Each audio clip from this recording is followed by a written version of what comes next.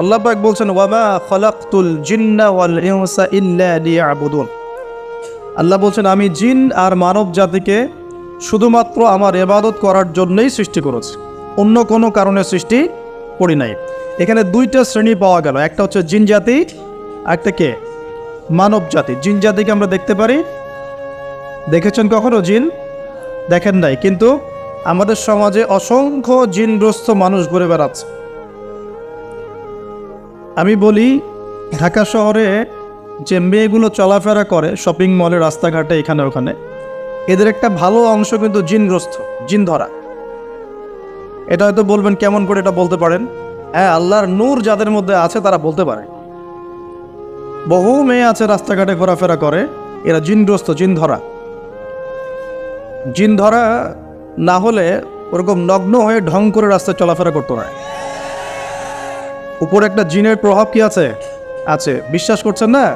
আল্লাহর নবীজি বলেছেন, মুহাম্মদুর রাসূলুল্লাহ সাল্লাল্লাহু আলাইহি ওয়াসাল্লাম, যে যখন কোনো মেয়ে বেপর্দা হয়ে বাহিরে বের হয় তখন শয়তান মানে শয়তান জিন না ফেরেশতা, তখন শয়তান ওই মেয়ের সৌন্দর্যকে পুরুষের চোখে লোভনীয় বা আকর্ষণীয় করে তোলে। কে করে তোলে?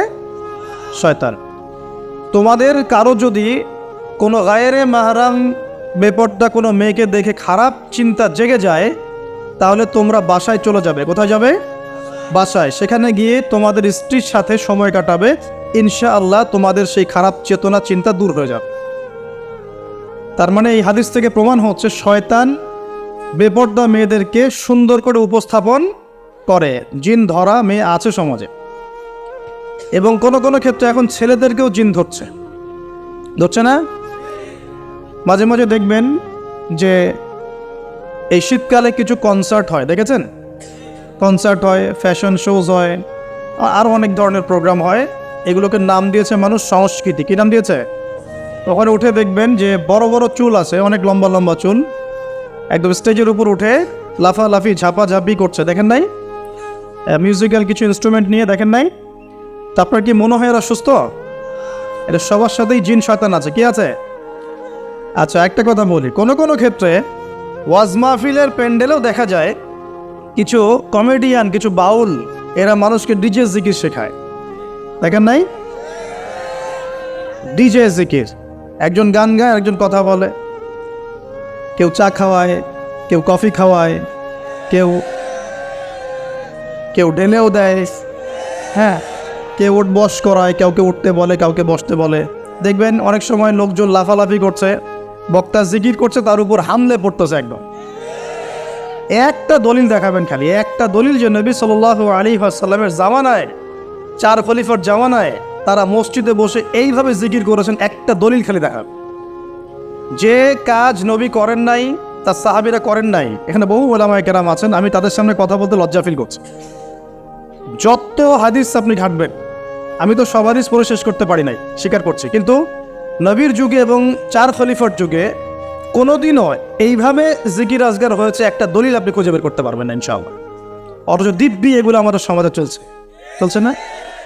আর আমরা দুইটা খারাপ চরিত্র ধারণ করি, বাঙালি আমরা যারা, মন খারাপ করেন না, আমরা দুইটা খারাপ চরিত্র অধিকারী আছে। এক, আমরা খুব ট্রল প্রিয় জাতি, ট্রল করতে খুব মজা লাগে। হ্যাঁ, মনে হয় যে এটা করে আমি একদম বাংলাদেশের কি বলবো দিন একদম কায়েম করে ফেলছি। হ্যাঁ, ট্রল পাগল, ট্রল প্রিয় জাতি আমরা একটা। আরেকটা হচ্ছে আমরা ইস্যু পাগল জাতি। ইস্যু, একটা ইস্যু আসবে, খুব লাভঝাপ চলবে কয়েকদিন, ইস্যু শেষ, আবার লাভঝাপ শেষ।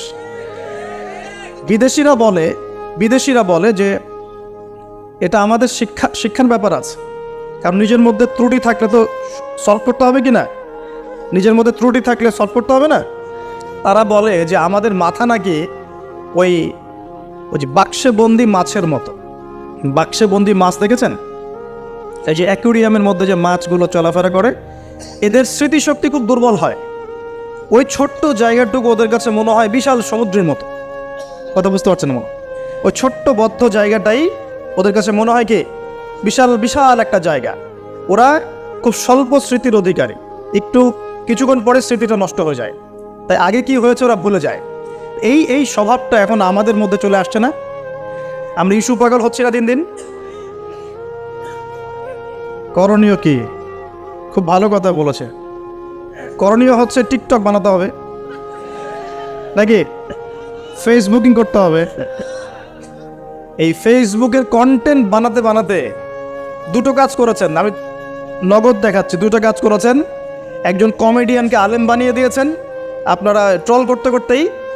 একটা হচ্ছে আরেকজন গায়ক অভিনেতাকে এমপি বানাচ্ছিলেন কয়দিন আগে। গান গেত, অভিনয় করতো, মেয়েদেরকে নিয়ে নাচতো, হ্যাঁ, নিজেই গান লিখে নিজেই সুর করে, সুরের সারেগামা পা কিছুই নাই, ঠিক আছে। ও নিজেই, না আমার গান আমি গাবো, কেউ শুনলে শুনুক, না শুনলে না। একবার প্রশাসন ধরলো, রবীন্দ্রসঙ্গীত চেঞ্জ করেছো কেন, আবার ইত্যাদি। মানে তাকে নিয়ে এখন বিবিসিতেও কথা হচ্ছে, সুবহানাল্লাহ। মানে এখন বড় বড় পলিটিশিয়ানরাও তাদের মূল্যবান সময় এসব পিছনে নষ্ট করতেছে।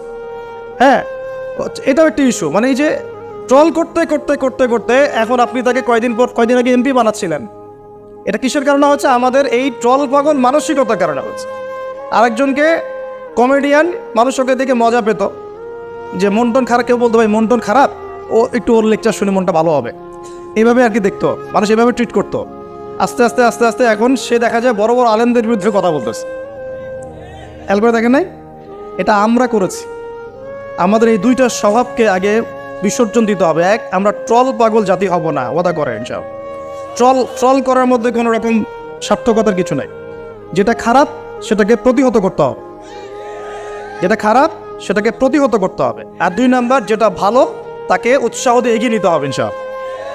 আমরা সব সময় সত্যের পক্ষে থাকবো ইনশাআল্লাহ, আর সব সময় মিথ্যার বিপক্ষে থাকবো ইনশাআল্লাহ। যে কেউ যত বড় আলেম, মুফতি, মুহাদ্দিস, বক্তা, দায়ী যেই হোক না কেন, তার কোনো কথা যদি কোরআন সুন্নাহর বাইরে যায়, কোশ্চিন কালেও সে কথা গ্রহণ করবেন না, সেটা আমি হই আর যেই হোক না কেন। আর যে কোনো ব্যক্তি, সে যেই হোক না কেন, তার কথা যদি কোরআন সুন্নাহর সাথে মিলে যায়, অবশ্যই সেটা গ্রহণ করবেন ইনশাআল্লাহ, সে যেই হোক না কেন। এখন আমরা যদি আমাদের দৃষ্টিভঙ্গিকে শক্ত করতে না পারি, সামনের দিনগুলো কিন্তু আমাদের জন্য খারাপ হবে। বিশ্বাস করেন, দিন কিন্তু দিন দিন খারাপ হচ্ছে। আমি আসছি ওইদিকে ইনশাআল্লাহ। এই ট্রল পাগল মানসিকতাকে ত্যাগ করতে হবে, আল্লাহ একটা তৌফিক দান করবেন। আর দুই নম্বর হচ্ছে এই ইস্যু পাগল জাতি হব না। ইস্যু পাগল জাতি হব কেন? আমাদের একটা গন্তব্য, লক্ষ্য থাকবে। আমাদের লক্ষ্য কি? আল্লাহ বলেছেন এই আয়াতে, আমাদের লক্ষ্য হচ্ছে আল্লাহ পাক আমাকে সৃষ্টি করেছেন এই পৃথিবীতে আল্লাহর ইবাদত করার জন্য। কিসের জন্যে? এটা এক নম্বর ডিউটি আমার, এটা আমার লক্ষ্য, আমার কাজ পৃথিবীতে। দুই, আল্লাহ পাক বলেছেন এই দুনিয়ার জীবনটা চিরস্থায়ী নয়, চিরস্থায়ী না, এটা ক্ষণস্থায়ী।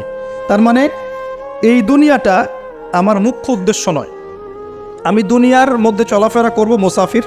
আমার প্রয়োজন আছে বিয়ে শাদী করবেন, চাকরির প্রয়োজন চাকরি করবেন, ব্যবসার প্রয়োজন ব্যবসা করবেন, আপনার রাজনীতি করার প্রয়োজন আছে আপনি করবেন, সব কিছু চলবে। কিন্তু এগুলো আমাদের দুনিয়ার মুখ্য উদ্দেশ্য নয়।